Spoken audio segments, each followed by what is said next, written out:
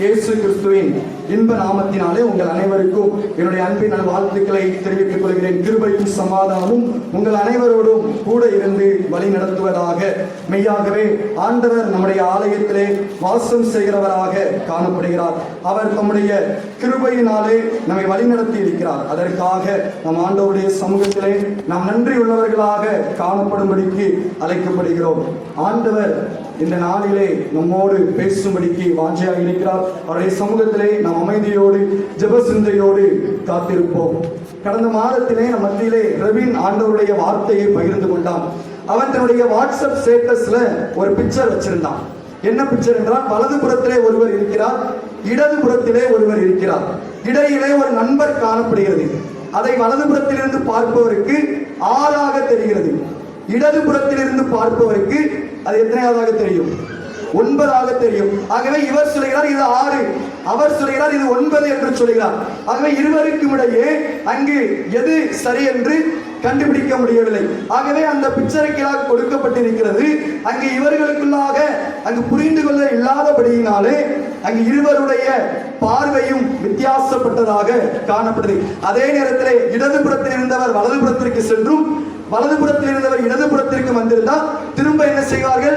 6 என்று சொன்னவர் 9 என்று சொல்லுவார், 9 என்று சொன்னவர் 6 என்று சொல்வார். இவ்விதமாக ஒவ்வொருவருடைய பார்வையும் இருக்கிற இடத்திற்கு போல மாறுபடுகிறது. இன்னும் வாலிபர்களை எடுத்துக்கொண்டால் ஒரு இடத்திற்கு சென்றால் அங்கு போட்டோ எடுப்பதற்கு நல்ல வியூவாக இருக்க வேண்டும், நல்ல லொகேஷனாக இருக்க வேண்டும் என்று சொல்லி எண்ணுவார்கள். ஒரு இடத்தை பார்த்து விட்டால் இந்த இடத்துல போட்டோ எடுத்து அப்டேட் பண்ணா லைக் நிறைய வரும், வியூ நன்றாக இருக்கிறது என்று சொல்லி கமெண்ட் வரும் என்று சொல்லி எதிர்பார்ப்பார்கள். இன்னும் பெண்களை எடுத்துக்கொண்டா பெண்களுக்குள்ளாகவே ஒரு கருத்து கணிப்பு வைத்திருப்பார்கள்.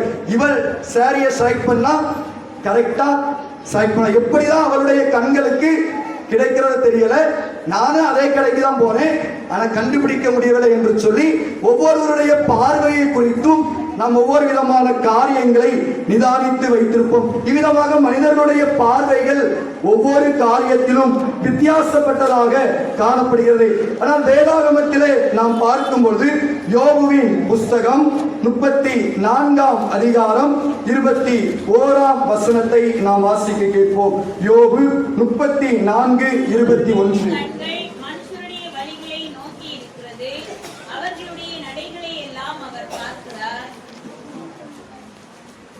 இங்கு யோபு 34:21 கடவுளுடைய கண்கள் மனுஷருடைய வழிகளை நோக்கி இருக்கிறது, அவர்களுடைய நடைகளை எல்லாம் அவர் பார்க்கிறார்.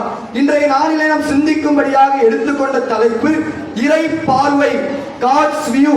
மனிதர்களுடைய வியூ அல்லது மனிதர்களுடைய பார்வை பல கோணங்களிலே காணப்படுகிறது. நாம் உதாரணங்களை பார்த்தோம். வாலிபர் எவ்விதமாக பார்க்கிறார்கள், பெண்கள் எவ்விதமாக பார்க்கிறார்கள், அது இருக்கக்கூடிய இடத்தை பொறுத்து எவ்விதமாக பார்க்கிறார்கள் என்று சொல்லி உங்களுக்கு முன்பாக உதாரணங்களை வைத்தேன். ஆனால் இந்த மனிதர்களுடைய பார்வைகளை காட்டிலும் நாம் ஆராதிக்கிற இறைவனுடைய பார்வை வித்தியாசமானதாக காணப்படும். இறை பார்வை மனித பார்வைக்கும் இறைவனுடைய பார்வைக்கும் அதிக வித்தியாசம் உண்டு, முற்றிலும் மாறுபட்டதாக காணப்படும். அதைதான் இங்கு எலிகு என்பவன் சொல்லும் போது அவருடைய கண்கள் மனுஷருடைய வழிகளை நோக்கி இருக்கிறது, அவர்களுடைய நடைகளை எல்லாம் அவர் பார்க்கிறார். யோபுவின் புஸ்தகத்திலே யோபு துன்பப்பட்ட பொழுது அங்கு அவனுடைய நண்பர்கள் ஒவ்வொரு விதமான கருத்துக்களை முன்வைத்தார்கள். முதல் வந்த 3 நண்பர்களும் அவர்களுடைய பார்வையின் அடிப்படையிலே யோபுவை குற்றம் சாட்டினார்கள். ஆனால் எலிகு மாத்திரமே ஆண்டவருக்கு பயந்தவனாக சரியான பார்வையுடையவனாக பேசினான். அவன் சொல்லக்கூடிய காரியம் தான் கடவுளுடைய கண்கள் மனுஷருடைய வழிகளை நோக்கி இருக்கிறது, அவர்களுடைய நடைகளை எல்லாம் அவர் பார்க்கிறார். நம்முடைய ஆண்டவர் பார்க்கிற ஆண்டவர், நம்முடைய ஆண்டவர் காண்கிற கடவுள். ஆகதான் நாம் ஆதியாகமத்தின் புஸ்தகத்திலே பார்க்கிறோம், நீர் என்னை காண்கிற கடவுள் எல்ரோயி என்று சொல்லி நாம் பார்க்கிறோம். நீங்களும் நானும் ஆராதிக்கிற கடவுள் வெறும் மண்ணினாலோ அல்லது மரத்தினாலோ ஆன கண்களை உடையவர் அல்ல, மாறாக பார்வை திறன் கொண்ட பார்வை உடையவராக காணப்படுகிறார். எவ்விதமாக பார்க்கிறார்? இறைவனுடைய பார்வை எவ்விதமாக காணப்படுகிறது என்று சொல்லி உங்கள் மத்தியிலே சுருக்கமாக நான் பேச விரும்புகிறேன். மனித பார்வைகளை நாம் அநேகமாக கேட்டிருப்போம், நாம் பார்த்திருப்போம். இறைவனுடைய பார்வையை குறித்து வேதாகமத்தில் எவ்விதமாக சொல்லப்படுகிறது, இறைவனுடைய பார்வை எவ்விதமாக விசித்திரமான பார்வை என்று சொல்லி நாம் பார்ப்போம். முதலாவதாக சங்கீதங்களின் புஸ்தகம் 33ஆம் சங்கீதம் 14ஆம் வசனம். சங்கீதம் 33:14.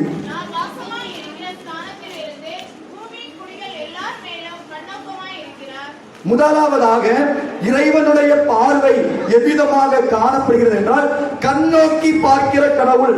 முதலாவதாக கண்ணோக்கி பார்க்கிறார். இங்கு சங்கீதக்காரன் சொல்லும் போது சங்கீதம் 33:14 தாம் வாசமாயிருக்கிற ஸ்தானத்தில் இருந்து பூமியின் குடிகள் எல்லோர் மேலும் கண்ணோக்கமாக இருக்கிறார். அங்கு இறைவனுடைய பார்வை எவ்விதமாக வர்ணிக்கப்படுகிறது.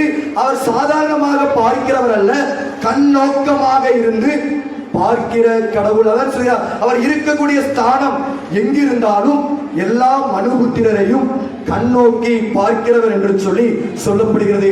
அங்கு ஆண்டவர் நம்மை மனிதர்களைப் போல பார்க்கிறவர் அல்ல, அவர் கண்ணோக்கி பார்க்கிறார். அவருடைய கண்கள் நோக்கி பார்க்கிறவைகளாக காணப்படுகிறது, கூறிய பார்வை கொண்டதாக காணப்படுகிறது. அங்கு வேதாகமத்தை நாம் பார்க்கும்போது ஆண்டவராகிய கடவுள் எப்பேற்பட்ட சூழ்நிலைகளிலே கண்ணோக்கி பார்த்தார் என்று சொல்லி நாம் பார்க்க முடியும். இறைவனுடைய பார்வை எவ்விதமாக கண்ணோக்கம் உள்ளதாக இருக்கிறது என்று சொல்லி வேதாகமத்திலே பதிவு செய்யப்பட்டிருக்கிறது.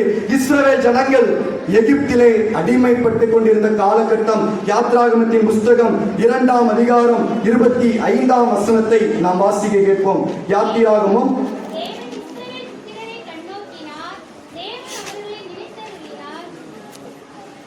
தேவன் இஸ்ரவேல் புத்திரரை கண்ணோக்கினார், தேவன் அவர்களை நினைத்தறினார். இஸ்ரவேல் ஜனங்கள் அடிமைகளாக 430 ஆண்டுகள் எகிப்திலே இருந்த பொழுது அவர்களை கண்ணோக்கி பார்க்கக்கூடியவர்கள் யாரும் இல்லை.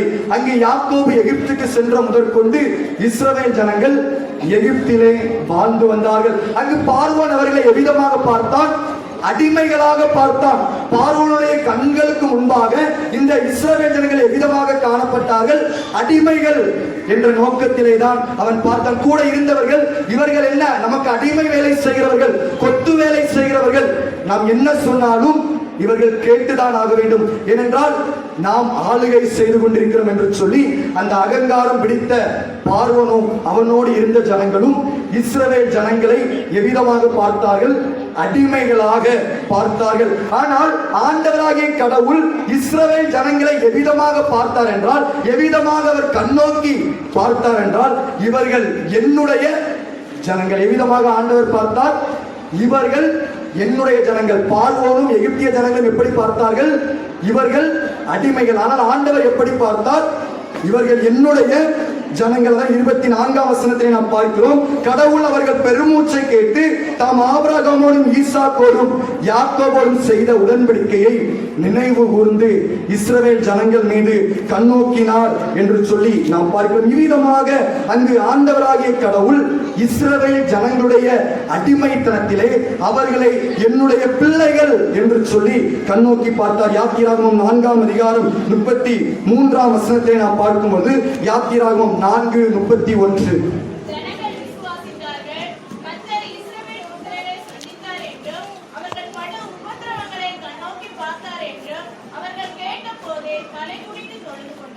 இஸ்ரவேல் ஜனம் படும் உபத்திரவங்களை கடவுள் கண்ணோக்கி பார்த்தார். அங்கு பார்வோனுக்கு இந்த அடிமை வேலை செய்ய ஜனங்களுடைய கஷ்டம் யாருக்கு தெரியவில்லை? பார்வோனுடைய கண்களுக்கு தெரியவில்லை. பார்த்திருந்தாலும் இந்த அடிமை ஜனம் கஷ்டத்திற்கு நான் என்ன செய்ய வேண்டும் என்று சொல்லி பார்த்தும் பார்க்காதது போல பார்வோனும் சென்றிருக்கக்கூடிய ஒரு சூழ்நிலை. ஆனால் இஸ்ரவேலின் கடவுள் எவ்விதமாக பார்த்தார்?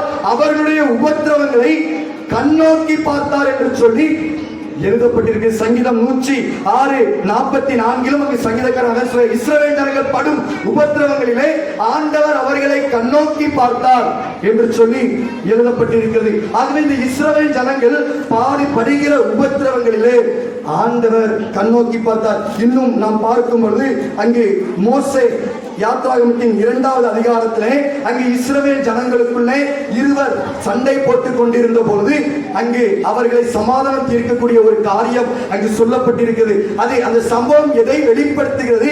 எபிரேய ஜனங்களாக இவர்களுக்குள்ளாகவே தாங்கள் உபத்திரவப்படுகிறோம், நாங்கள் பாடு அனுபவிக்கிறோம், நமக்குள்ளாக இவ்விதமாக நடந்து கொள்ள வேண்டும் என்று சொல்லிய சிந்தனை அது கண்ணோக்கி பார்க்கக்கூடிய காரியம் காணப்படவில்லை. அவர்கள் மோசையை எதிர்க்கிறதை நாம் பார்க்கிறோம். ஆனால் அவர்கள் எல்லாரும் புரிந்து கொள்ளாத போது பார்வோனும் அவனோடு இருந்த ஜனங்களும் இஸ்ரவேல் ஜனங்களுடைய அடிமைத்தனத்தை புரிந்து கொள்ளாத போது பரலோகத்தில் வாசமாக இருக்கிற கடவுள் என்ன செய்தாராம்? கண்ணோக்கி பார்த்தார். அல்லேலூயா. பரலோக வாசமாக இருக்கிற கடவுள் கண்ணோக்கி பார்த்தார். அங்கு விடுதலை பெற வேண்டும் என்று சொல்லி சொன்ன பொழுது அங்கு பார்வோன் சொல்கிறான், இவர்களுக்கு வைக்கோலையும் கொடுக்க வேண்டாம், இன்னும் அவர்கள் கடினப்பட்டு வைக்கோலையும் அறுத்து எங்களை சுட வேண்டும் என்று சொல்லி சொல்லுகிறதா நாம் பார்த்தோம். இந்த அடிமை ஜனங்களுடைய வேதனை பார்வோனுடைய கண்களுக்கு தெரிந்தும் நோக்கம் இல்லாதவனாக காணப்பட்டான். ஆனால் ஆண்டவராகிய கடவுளோ தம்முடைய ஜனங்கள் படுகிற உபத்திரவங்களை கண்ணோக்கி பார்க்கிறவராக காணப்பட்டார். கிறிஸ்துவுக்குள் பிரியமானவர்களே, நீங்களும் நானும் ஆராதிக்கிற இறைவனுடைய பார்வை கண்ணோக்கி பார்க்கக்கூடிய பார்வை.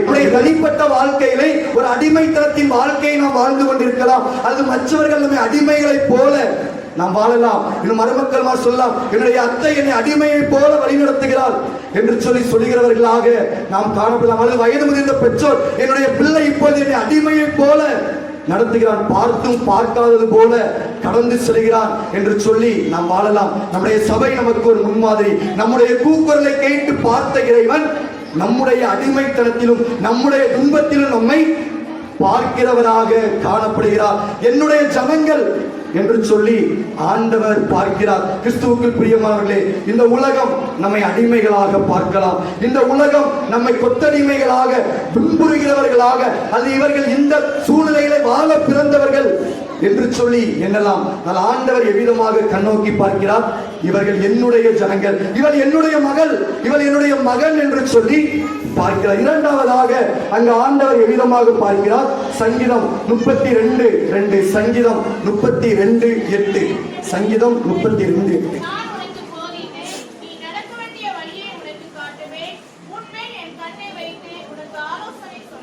இரண்டாவதாக இறைவனுடைய பார்வை எப்படிப்பட்டது?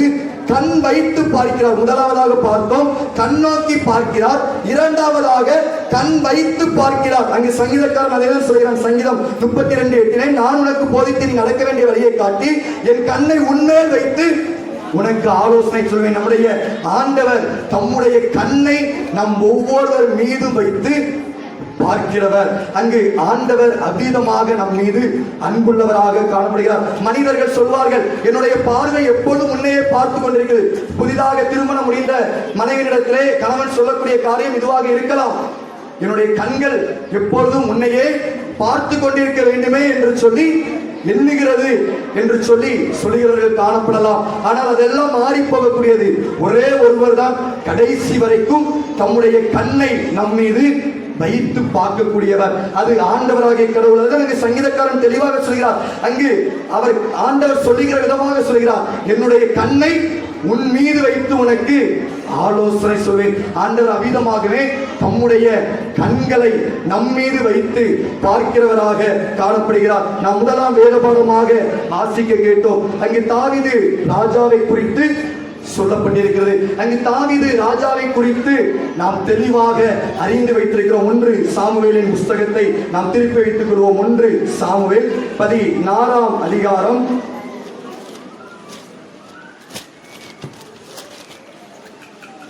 7ஆம் வசனம். 1 சாமுவேல் 16:7.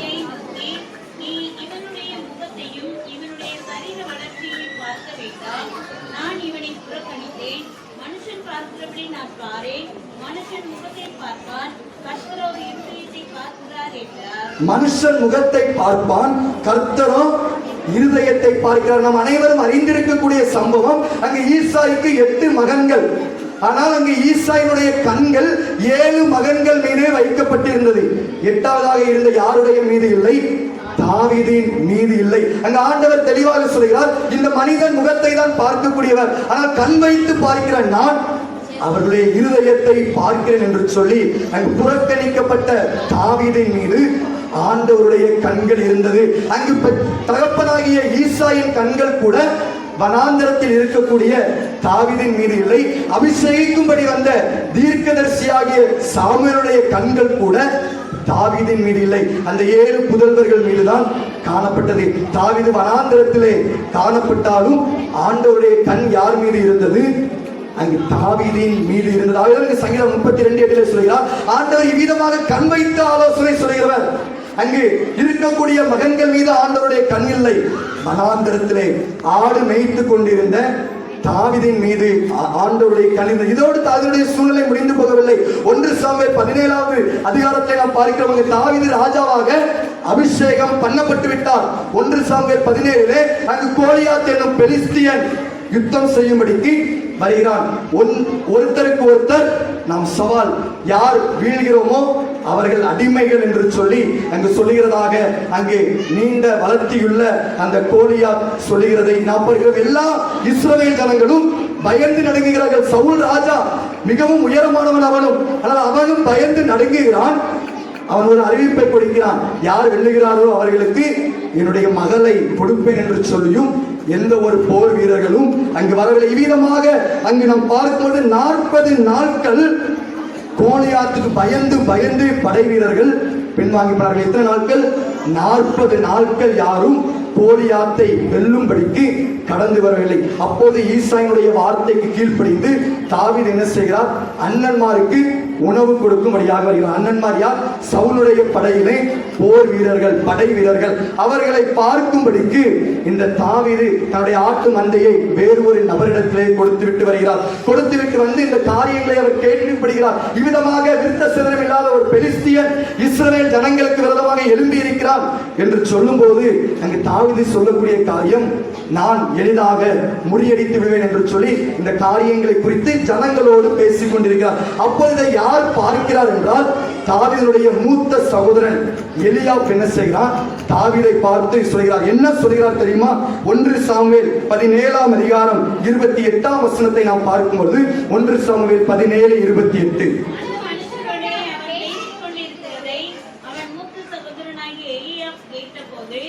அவன் தாவீதின் மேல் கோபம் கொண்டு, நீ இங்கே வந்தது என்ன? வனாந்திரத்தில் உள்ள அந்த கொஞ்ச ஆடுகளை நீ யார் வசத்தில் விட்டாய்?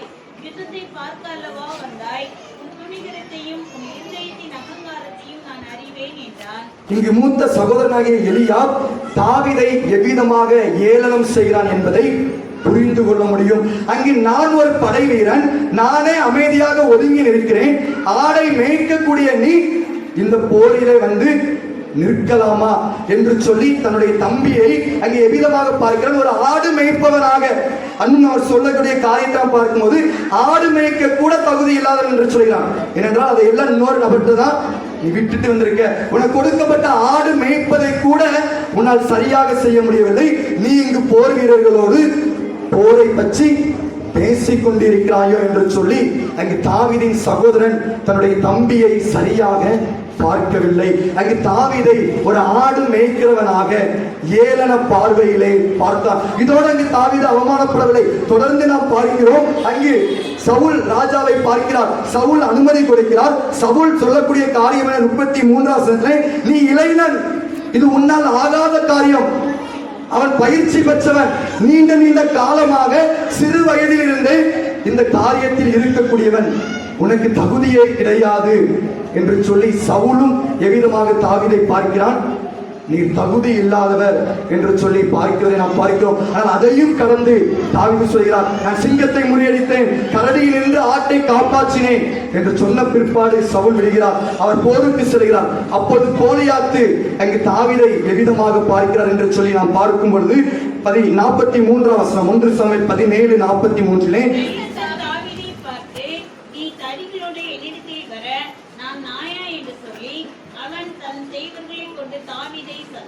இங்கு தாவீது கோலியாத்தை முறியடிக்கும்படிக்கு போருக்கு செல்கிறார். மிகப்பெரிய வீரனாகிய கோலியாத்தை முறியடிக்கும்படிக்கு போருக்கு செல்கிறார். ஆனால் அந்த கோலியாத்தை எவ்விதமாக சொல்கிறார்? நான் நாயா, ஒரு நாயை விரட்டுவது போல நீ வந்து கொண்டிருக்கிறாய். அந்த அளவிற்கு தாவீதை கீழ்த்தரமாக இந்த கோலியாத்து பார்க்கிறான். நான் ஒரு நாயை போன்றவனா? நான் எவ்வளவு பெரிய படைசாலி, ஒரு நாயை விரட்டுவது போல வந்திருக்கிறாயே, நான் உன்னை எளிதாக முறியடித்து விடுவேன். நீ ஒரு பெரிய சிங்கத்தை பார்த்து நாயை விரட்டுவது போல வருகிறேன் என்று சொல்லக்கூடிய விதத்திலே இந்த வசனம் அமைந்திருக்கிறது. ஆகவே இந்த கோலியாத்தும் அவ்விதமாகவே தாவீதை பார்க்கிறான். ஆனால் ஆண்டவர் எவ்விதமாக தாவீதின் மீது கண் வைத்திருந்தார் என்றால், நான் அபிஷேகம் பண்ணின அபிஷேகம் யாருக்குள்ளாக இருக்கிறது? தாவீதுக்குள்ளாக இருக்கு. 1 சாமுவேல் 16வது அதிகாரத்திலே ஆண்டவர் தாவீதை அபிஷேகம் பண்ணிவிட்டார். நான் அபிஷேகம் பண்ணின அந்த அபிஷேகத்தின் ஆழம் தாவீதினிடத்திலே காணப்பட்டதை யார் பார்க்கிறார்? ஆண்டவர் பார்க்க. கண் வைத்து பார்க்கிறது. கூட இருந்த சகோதரன் கண் வைத்து பார்க்க முடியவில்லை. எலியாவுக்கும் தெரியும் யார் அபிஷேகம் வச்சிருக்கிறார், தாவீது அபிஷேகம் வச்சிருக்கிறார். சவுலுக்கும் தெரியும் யார் அபிஷேகம் வச்சிருக்கிறார், தாவீது அபிஷேகம் வச்சிருக்கிறார். கோலியாத்துக்கும் தெரியும் பக்கத்தின் நாடுதான், தாவீது தான் அடுத்த ராஜா என்று சொல்லி. மூவரும் விதமாக பார்த்தார்கள். இவன் ஆடு மேய்க்க தகுதி இல்லாதவன், இவன் போருக்கு செல்ல பழக்கம் இல்லாதவன், இவன் ஒரு நாயை விரட்டுவதை போல வருகிறான் என்று சொல்லி பார்த்தார்கள். ஆனால் இறைவனுடைய பார்வையோ எப்படி இருந்தது? என்னுடைய அபிஷேகம் இவனுக்குள்ளாக தான் காணப்பட்டது என்று சொல்லி நாம் பார்க்கிறோம். அங்கு புறக்கணிக்கப்பட்ட தாவீதை ஆண்டவர் பார்த்தார். தூக்கி எறியப்பட்ட என்னை வேண்டும் என்று சொல்லி சேர்த்து கொண்ட, தூக்கி எறியப்பட்ட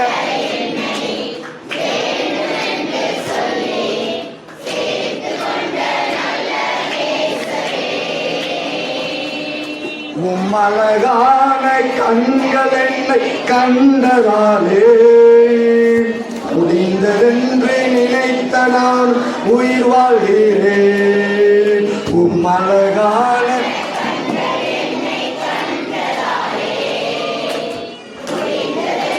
நினைத்த நான் உயிர் வாழ்கிறேன். அல்லேலூயா.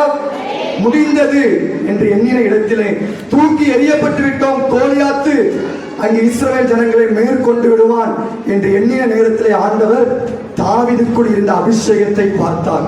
இறைவனுடைய பார்வை வித்தியாசமாக இருந்தது. நம்முடைய வேலை பார்க்கக்கூடிய ஸ்தலங்களிலே, அதனுடைய குடும்பங்களிலே, படிக்கக்கூடிய இடத்துல இவன் என்ன உட்பட போகிறான், இவனுக்கு இன்னும் தமிழே வாசிக்க தெரியல, எப்படி படித்து முன்னேறுவான் என்று சொல்லி உறவினர்கள் நம்முடைய பிள்ளைகளை தூச்சி பேசிக் கொண்டிருக்கலாம். ஆனால் ஆண்டவர் இந்த உருப்படாத மனிதனுக்குள்ளாக தான் தன்னுடைய அபிஷேகத்தை வைக்கிறவராக இருக்கிறார். ஆகவே ஒருவரையும் நாம் ஏளனமாக பார்த்து விட முடியாது. நம்முடைய பிள்ளைகளை மற்றவர்கள் புறக்கணிக்கலாம், ஆனால் நாம் அவர்களுக்குள்ளாக இருக்கிற கடவுளை பார்க்க வேண்டும். இறைவனுடைய பார்வை என் பிள்ளைகளுடைய வாழ்க்கையிலே வித்தியாசமாக இருக்கிறது என்பதை புரிந்து கொள்ள வேண்டும். எவ்விதத்தில் நம்முடைய பிள்ளைகளை குறைத்து பேசுகிறவர்களாக நாம் காணப்படக்கூடாது. மூன்றாவதாக அங்கு ஆண்டவர் எவ்விதமாக பார்க்கிறார் என்று சொல்லி நாம் பார்க்கும்போது சங்கீதம் 11:4, சங்கீதம் 11:4.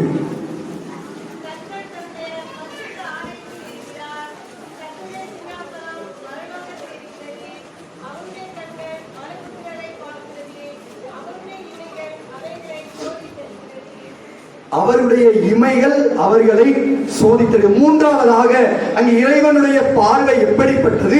கண்ணார சோதித்து பார்க்கிறார்.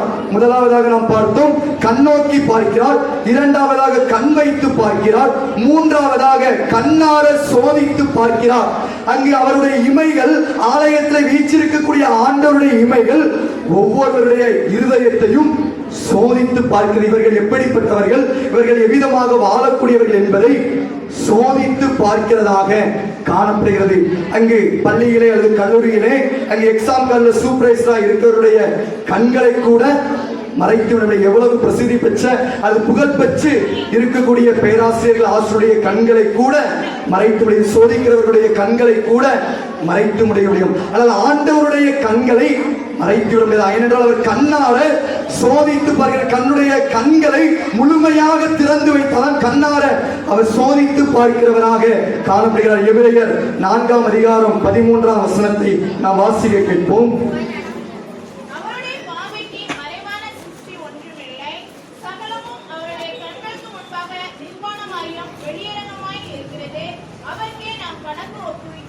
அவருடைய பார்வைக்கு மறைவான சிருஷ்டி ஒன்றுமில்லை. ஏனென்றால் அவருடைய கண்கள் எப்படிப்பட்டதாக பார்க்கிறது?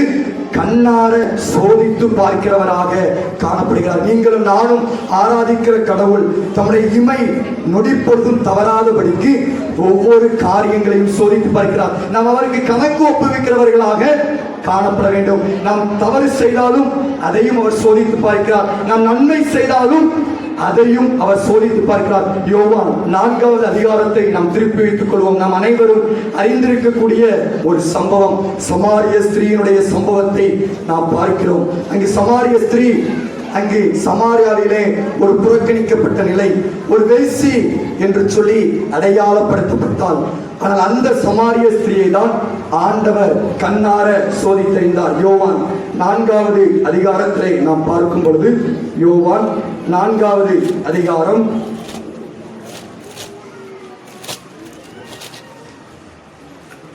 17ஆம் வசனம் 18ஆம் வசனம். அதற்கு அந்த ஸ்திரீ, எனக்கு புருஷன் இல்லை என்றாள். இயேசு அவளை நோக்கி, எனக்கு புருஷன் இல்லை என்று நீ சொன்னது சரிதான். எப்படியெனில் 5 புருஷர் உனக்கு இருந்தார்கள், இப்பொழுது உனக்கு இருக்கிறவன் உனக்கு புருஷன் அல்ல. இதை உள்ளபடி சொன்னாய் என்றார். இங்கு நாம் பார்க்கிறோம், அந்த சமாரிய ஸ்திரீயிடத்திலே ஆண்டவர் கேட்கிறார், உன்னுடைய புருஷனை அழைத்து கொண்டு. ஆண்டவர் இந்த சமாரிய ஸ்திரியை கண்ணார சோதித்து பார்த்து அறிந்தவர். இவள் எவ்விதமாக பதில் கூறுகிறார் என்பதை ஆண்டவர் பார்க்கும்படியாக இந்த கேள்வி எழுப்புகிறார். அவர் என்ன பதிலை கொடுக்கிறார்?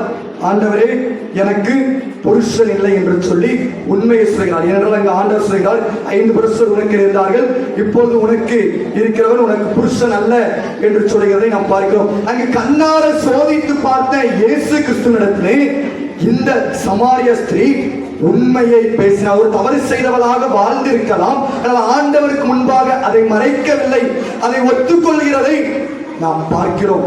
ஆண்டவர் அப்படிப்பட்டவர்களை தான் தெரிந்தெடுக்கிறார். மனிதர்களாகிய நாம் தவறு செய்வது இயல்பு, ஆண்டவரை விட்டு பின்வாங்கி போவது அது ஏற்ற தாழ்வுகளை சந்திப்பது இயல்பு. ஆனால் ஆண்டவருடைய சமூகத்திலே நம்மை சோதித்து பார்க்கிறவர் அவர். ஆக அவரிடத்திலே உண்மையுள்ள கணக்கை நான் அந்த பூமியிலே வாழும் போதும் ஒப்புவித்து விடுவேன் என்று சொல்லுகிறவர்களாக நாம் காணப்பட வேண்டும். இந்த சமாரியாவிலே இந்த சமாரிய ஸ்திரியை ஒரு வேசியை போல பார்த்தார்கள். ஆனால் இயேசு கிறிஸ்து விதமாக திரும்ப பார்த்தார், ஒரு சுவிசேஷகியாக பார்த்தார், ஒரு நற்செய்தி பணியை செய்யக்கூடியவராக இந்த சமாரிய ஸ்திரியை பார்த்தார். ஏனென்றால் அவர் ஆண்டவருக்கு முன்பாக மறைக்கவில்லை, தன்னுடைய தவறுதலை ஏற்றுக்கொண்டார். உண்மையுள்ளவர்களை அங்கு ஆண்டவர் தெரிந்தெடுக்கிறார். தமிழகத்தில் மனம் திரும்பி வருகிறவர்களை தெரிந்தெடுக்கிறார். அந்த சமாரிய ஸ்திரியை கொண்டுதான் அந்த சமாரியா பட்டணத்திற்கு மேசியாவை குறித்த சுவிசேஷம் கடந்து சென்றதை நாம் பார்க்கிறோம். நாம் அறிந்திருக்கிறோம் எவ்விதமாக சமாரியாவிலே சென்று அவர் அறிவித்தார், இதோ மேசியாவை நான் கண்டேன், கிறிஸ்துவை நான் கண்டேன் என்று சொல்லி அறிவிக்கக்கூடிய பணி யாரிடத்திலே காணப்பட்டது? இந்த சமாரியா ஸ்திரீனிடத்திலே காணப்பட்டது. பிரியமானவர்களே, இந்த உலகம் சமாரிய ஸ்திரியை ஒரு புறக்கணிக்கப்பட்ட நிலைமைகளை பார்த்தது. ஆனால் இயேசு கிறிஸ்துவோ ஒரு நற்செய்தி பணி செய்யக்கூடிய ஊழியக்காரியாக இந்த சமாரிய ஸ்திரியை பார்க்கிறார், பார்த்து செயலாற்றினார் என்று சொல்லி பார்க்கிறோம்.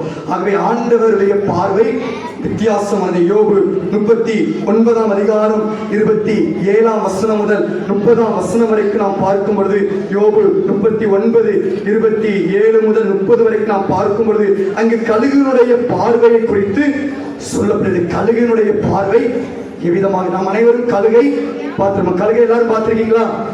கழுகை எல்லோரும் பார்த்திருப்பாங்க. அவருடைய பார்வை மனிதனுடைய பார்வையை காட்டிலும் 4 முதல் 8 மடங்கு அதிகமாக பார்வை திறன் கொண்டது. 3.5 கிலோமீட்டர் முதல் 5 கிலோமீட்டர் வரைக்கும் என்ன இருக்கு என்பதை துல்லியமாக இந்த கழுகு கண்டுபிடித்துவிடும். 360 டிகிரியில மேலே பறந்து கொண்டிருக்கும் பொழுது கீழே 360 டிகிரியில என்ன இருக்கிறது என்பதை தன்னுடைய கண்களுக்குள்ளாக பார்த்துவிடும். அந்த அளவுக்கு பார்வை திறன் பெற்ற கழுகுவை ஆண்டவர் யோபுக்கு காட்டி, இந்த கழுகை காட்டிலும் நான் அதிகமாக பார்க்கக்கூடியவர். அல்லேலூயா. ஆண்டவருடைய படைப்பாகிய கழுகுவே இப்படி 360 டிகிரி கோணத்துல பார்க்கினா, அதை படைத்த நம்முடைய கடவுள் எப்படி பார்க்கக்கூடியவர்? அவர் எல்லாவற்றையும் சோதித்து பார்க்கிறவராக காணப்படுகிறார். அதை கிறிஸ்துவுக்குள் பிரியமானவர்களே, ஆண்டவர் இந்த நாளிலே நம்மோடு பேசக்கூடியது மனிதர்கள் எப்படியும் பார்க்கலாம், நம்மை சுற்றிலும் வாழக்கூடியவர்கள் எப்படியும் நம்மை மதிப்பிடலாம். ஆனால் ஆண்டவருடைய பார்வை, இறை பார்வை வித்தியாசம். அது எல்லாமே ஒன்போதுதான் அவர் தெரிஞ்சிருக்கும். எப்படி சொன்னேன்? கண்ணோக்கி பார்க்கிறார், கண் வைத்து பார்க்கிறார், கண்ணார சோதித்து பார்க்கிறார். இந்த மூன்று வார்த்தைகளுக்குள்ளே ஆழமான பொருள் காணப்படுகிறது. கண்ணோக்கி பார்ப்பது என்பது வேறு, கண் வைத்து பார்ப்பது என்பது வேறு, கண்ணார பார்ப்பது என்பது வேறு. மூன்று எடுத்துக்காட்டுகளை உங்களுக்கு முன்பாக வைத்தேன்.